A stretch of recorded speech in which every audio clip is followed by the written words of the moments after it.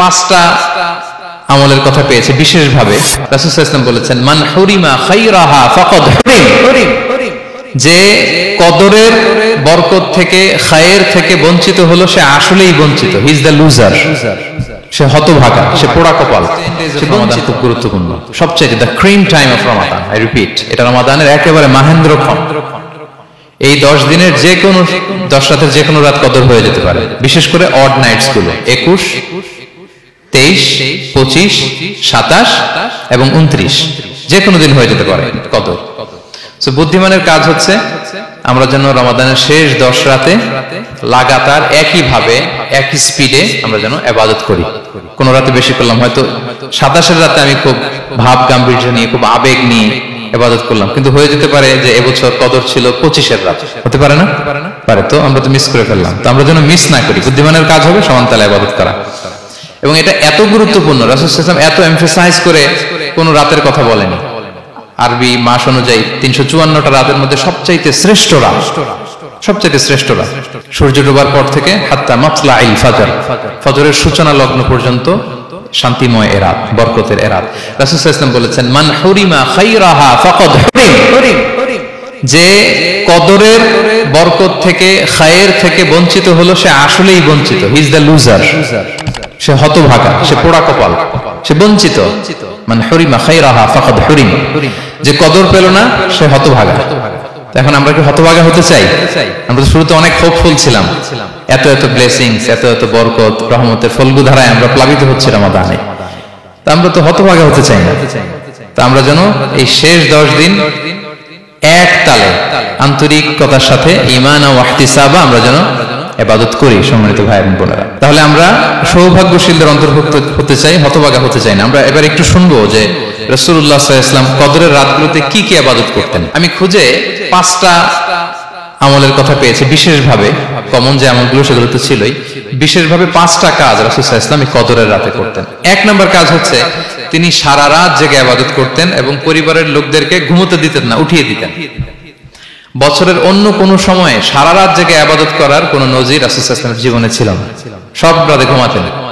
আমি জোহর বারুতে একটা কনভেনশনে the daily routine of prophet সাল্লাল্লাহু আলাইহি ওয়াসাল্লাম একটা আলোচনা করেছিলাম, যেখানে রাসূল সাল্লাল্লাহু আলাইহি ওয়াসাল্লামের দৈনন্দিন জীবনের রুটিন আলোচনা করেছিলাম। সেখানে আমরা বলেছি যে রাসূল সাল্লাল্লাহু আলাইহি ওয়াসাল্লামের দৈনন্দিন অভ্যাস ছিল তিনি এশার পরেই তাড়াতাড়ি ঘুমিয়ে পড়তেন আর মিড নাইটে উঠতেন। রাসূল সাল্লাল্লাহু আলাইহি ওয়াসাল্লামের কর্মদিবস শুরু হতো মিড নাইটে। আমাদের তো সকালে, কারো আরো অনেক পরে শুরু হয়। রাসূল সাল্লাল্লাহু আলাইহি ওয়াসাল্লামের কর্মদিবস শুরু হতো বেসিক্যালি মিড নাইটে। এশার পরে কথাবার্তা না বলে আগে ঘুমোতে যেতেন, মিড নাইটে উঠতেন, কিন্তু ঘুমাতেন। ঘুম ছাড়া রাত কাটাতেন না। সারা বছরের এটা ছিল যে এশার পর পর ঘুমোতে যেতেন, except the last 10 days of Ramadan. রমাদানের শেষ 10 রাতে রাসূল সাল্লাল্লাহু আলাইহি ওয়াসাল্লাম ঘুমাতেন না। এই 10 দিনের ব্যাপারেই পাওয়া যায় সারা রাত জেগে তিনি ইবাদত করতেন। আম্মা জান আয়েশা রাদিয়াল্লাহু তাআলা আনহা বলেন, ইযা দাখালাল আশরু আহিয়াল লাইলা ওয়া আইখাযা আহলা ওয়া জাদ্দা ওয়া শাদ্দাল মি'জার। রমাদানের শেষ দশক যখন আসতো রাসূল সাল্লাল্লাহু আলাইহি ওয়াসাল্লাম সারা রাত জেগে ইবাদত করতেন। পরিবারের সদস্যদেরকে জাগিয়ে তুলতেন, স্ত্রীদের ঘুমাতে দিতেন না, জাগিয়ে তুলতেন। ফাতেমা রাদিয়াল্লাহু তাআলা আনহার ঘর পাশেই ছিল, তাদেরকে যে জাগাতেন এবং নিজে সারা রাত ইবাদত করতেনই।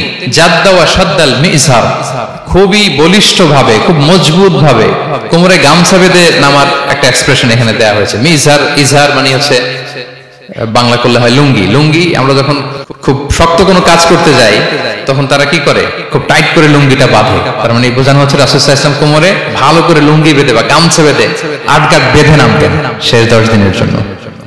এই সময় তিনি মানে কাউকে কেমন যেন চিনতেন না, সবসময় ইবাদতে মগ্ন থাকতেন। এটা আমরা করতে পারি যে শেষ 10 দিনে আমরা একটা স্পেশাল প্ল্যান করতে পারি যে আমরা আমাদের সর্বোচ্চটুকু উজাড় করে দিয়ে লাস্ট 10 days অফ রমাদানের এই বরকত আমরা হাসিল করব, এটা যেন আমাদের মিস না হয়। তাহলে এটা আমরা একটা পেলাম। 2 নাম্বার হচ্ছে ইতিকাফ করা। রাসূলুল্লাহ সাল্লাল্লাহু আলাইহি ওয়াসাল্লাম রমাদানের শেষ 10 দিন ইতিকাফ করতেন। আমাদের আয়েশা রাদিয়াল্লাহু তাআলা আনহা বলেন, কানা ইয়াতাকিফুল আশরাল আওয়াখির মিন রমাদান। রমাদানের শেষ দশকে তিনি ইতিকাফ করতেন হাত্তা তাওয়াফাহুল্লাহ, ওনার ইন্তেকালের আগ পর্যন্ত এই অভ্যাসটাই তিনি জারি রেখেছেন। সুম্মা আতাকাফা আজওয়াজুহু মিন বা'দি, তারপরে ওনার স্ত্রীরা ইতিকাফ করেছেন। আরেক বর্ণনায় এসেছে ইয়াতাকিফু কুল্লা রমাদান 10 আইয়াম, প্রতি রমাদানে তিনি 10 দিন ইতিকাফ করেছেন। কিন্তু যেই বছর তিনি ইন্তেকাল করবেন সে বছর তিনি 20 দিন ইতিকাফ করেছিলেন। প্রতি রমাদানে 10 দিন, আর যে বছর ইন্তেকাল করবেন সে বছর কয়দিন? 20 দিন তিনি ইতিকাফ করেছিলেন মসজিদে নববীতে।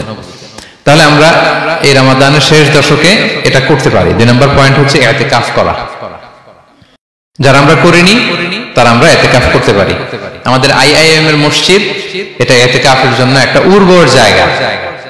আমরা যখন এই ক্যাম্পাসে ছিলাম তখন দেখেছি যে এখানকার ইতিকাফের পরিবেশ যে এত সুন্দর এটা কল্পনাই করা যায় না। অসাধারণ পরিবেশ। আপনি যদি ইতিকাফ নাও করেন, রাত 2টা বা 3টার দিকে সেন্ট্রাল মস্কে এসে বসে থাকলেও হবে। রাত 2টা 3টার দিকে এসে বসে থাকলে দেখবেন যে কেউ সেজদায় পড়ে কান্না করতেছে, কেউ হালাকা করতেছে, কেউ তাসবিহ পড়তেছে, কেউ কোরআন তেলাওয়াত করতেছে। মানে এত সুন্দর পরিবেশ, ওটা দেখলেই আপনার ইবাদত করতে মন চাইবে। তো আমরা যেন ইতিকাফ করার চেষ্টা করি। ইতিকাফ করতে না পারলে শেষ দশকের রাতগুলো যেন মসজিদে কাটানোর চেষ্টা করি, তা না পারলেও বাসায় যেন এই রাতগুলো আমরা মিস না করি। বিশেষ করে সেন্ট্রাল মস্কে তো অসাধারণ পরিবেশ, এটা হাইলি রেকমেন্ডেড। ইফ পসিবল আপনারা আসবেন, এখানে ইবাদতের চমৎকার পরিবেশ থাকে। 3 নাম্বার হচ্ছে রাসূল সাল্লাল্লাহু আলাইহি ওয়াসাল্লাম এবং জিবরাইল আলাইহিস সালাম যৌথভাবে কোরআন রিভিশন করতেন। খুব ইন্টারেস্টিং। সারা বছর যেটা নাজিল হতো, রমাদানে জিবরাইল আলাইহিস সালাম রাসূল সাল্লাল্লাহু আলাইহি ওয়াসাল্লামকে শোনাতেন, রাসূল সাল্লাল্লাহু আলাইহি ওয়াসাল্লাম আবার জিবরাইল আলাইহিস সালামকে শোনাতেন। সহিহ বুখারীর বর্ণনা, কানা জিবরিলু ইয়ালকাহু ফি কুল্লি লাইলাতিন মিন রমাদান ফায়ুদারিসুল কুরআন। প্রতি রমাদানের প্রতি রাতে এসে রাসূল সাল্লাল্লাহু আলাইহি ওয়াসাল্লামের সাথে কোরআন মুদারাসা করতেন। সহিহ মুসলিমের বর্ণনায়, আন্না জিবরিল কানা ইউআরিদুহু বিল কুরআন কুল্লা আমিন মাররা। প্রতি বছর রমাদানে একবার শোনাতেন বা শুনিয়েছেন। যে বছর তিনি ইন্তেকাল করবেন তিনি 2 বার শুনিয়েছিলেন। আরাদা ইউআরিদু, মানে এটা ফ্রম বোথ সাইড। আরবি শব্দটা এমন যে জিবরাইল আলাইহিস সালাম শোনাতেন, এরপর রাসূল সাল্লাল্লাহু আলাইহি ওয়াসাল্লাম জিবরাইল আলাইহিস সালামকে শোনাতেন। কোরআন রিভিশন করা। তো এই শেষ দশকের রাতগুলোতে আমরা যেন বেশি বেশি কোরআন পড়ি। কোরআন তেলাওয়াত, কোরআনিক রিসাইটেশন হতে পারে, কোরআনের অর্থ পড়া হতে পারে, তাদাব্বুরে কোরআন হতে পারে, কোরআনের হালাকায় জয়েন করা হতে পারে। ইন ইটস এনি ফর্ম আমরা যেন কোরআনের সাথে অ্যাটাচমেন্টটা বাড়াই লাস্ট 10 ডেজ অফ রমাদানে। 4 নাম্বার, কিয়ামুল লাইল করা। রাসূল সাল্লাল্লাহু আলাইহি ওয়াসাল্লাম কিয়ামুল লাইল করতেন এবং কিয়ামুল লাইল শব্দটাকে রাসূল সাল্লাল্লাহু আলাইহি ওয়াসাল্লাম কদরের সাথে জুড়ে দিয়েছেন। সহিহ বুখারীর বর্ণনায় তিনি বলেছেন, মান কামা লাইলাতাল কদরি ঈমানা ওয়া ইহতিসাবা গুফিরা লাহু মা তাকাদ্দামা মিন যামবি। কদরের রাতে যে কিয়ামুল লাইল করে বিশ্বাস নিয়ে এবং নাজাতের প্রত্যাশা নিয়ে, তার পূর্বের সমস্ত গুনাহ আল্লাহ তাআলা ক্ষমা করে দিবেন। তাহলে কিয়ামুল লাইলটা রাসূল সাল্লাল্লাহু আলাইহি ওয়াসাল্লাম বিশেষভাবে কদরের রাতের সাথে সম্পৃক্ত করেছেন। আমরা যেন প্রতি রাতে কিয়ামুল লাইল করি, লম্বা সময় যেন দাঁড়িয়ে থাকি, লম্বা সময় কোরআনিক রিসাইটেশন করি দাঁড়িয়ে থেকে, লম্বা সময় রুকু, লম্বা সময় সিজদা, স্পেশালি সিজদা। আখরাবু মা ইয়াকুনুল আবদু মির রাব্বিহি ওয়া হুয়া সাজিদ ফাআকসিরু ফিহি দুআ। বান্দা যখন সিজদায় থাকে আল্লাহ সবচেয়ে কাছে থাকে। তো আমরা তো আল্লাহর সবচেয়ে কাছে যেতে চাই এই ক্রিম টাইমটাতে, কি বলেন? আমরা যেন লম্বা সময় সিজদাতে থাকি। কিন্তু আমাদের অনেকের যেটা হয়, নামাজে তাড়াহুড়ো, অনেকের সব ব্যস্ততা যখন নামাজে দাঁড়াই এরকম হয়ে যায়। রাসূল সাল্লাল্লাহু আলাইহি ওয়াসাল্লামের সালাত যদি আমরা খেয়াল করি, বিশেষ করে কিয়ামুল লাইলে এত যে সুন্দর ছিল।